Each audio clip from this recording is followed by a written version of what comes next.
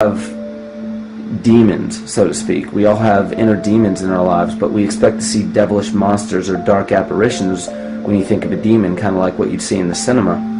But our demons are really the people in our everyday lives, the people that we argue with, the people that we envy or hate, the ones we physically or emotionally harm in some way, shape, or form.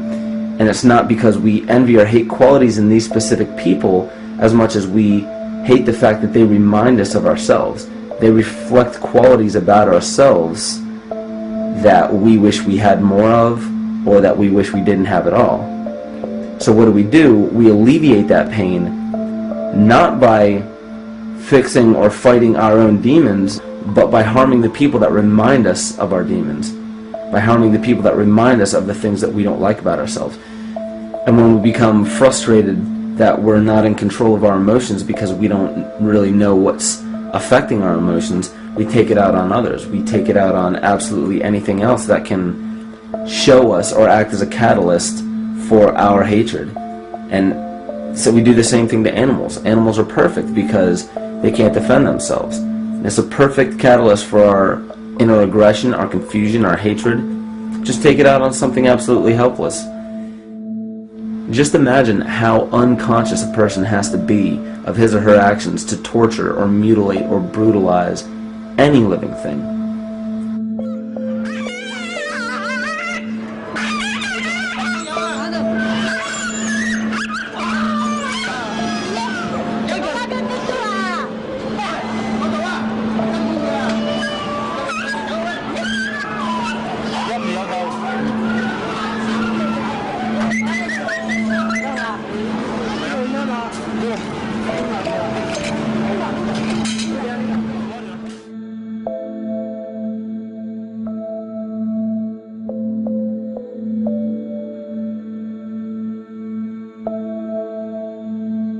It goes down and he'll be here and we can, ouch, come on. Ooh, he bit you.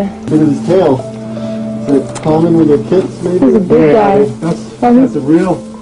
Think of the lack of compassion you must have towards life in general to be able to feel no semblance of sympathy towards entire populations, let alone just individuals or individual animals, entire populations of species that are bred specifically for the purpose of commodity.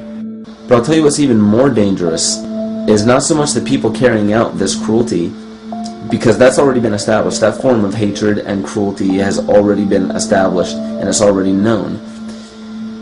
What I'm really worried about is the people who are against inhumanity, the people who are against animal cruelty and feel self-righteous enough to think that it's justified to inflict harm or even wish harm on these people. Because those are the people who take unconscious cruel behavior to a whole new level of conscious cruel behavior that's perfectly acceptable in their minds, because they feel that it's their job to bring other people to justice, like they're an authority figure of some sort. Those are the people who will have a much harder time figuring out why they harbor so much inner hatred and resentment. They don't seem to realize that it's just another form of the same exact hatred. So to keep from facing our inner demons consistently, what do? When we begin to realize, hey, wait a minute, maybe it's not alright to inflict harm on any other living thing, then the ego has to come up with a more esoteric form of cruelty to trick us into displaying the same form of self-hatred, the same indignant attitude, but just in another way and towards another group of people.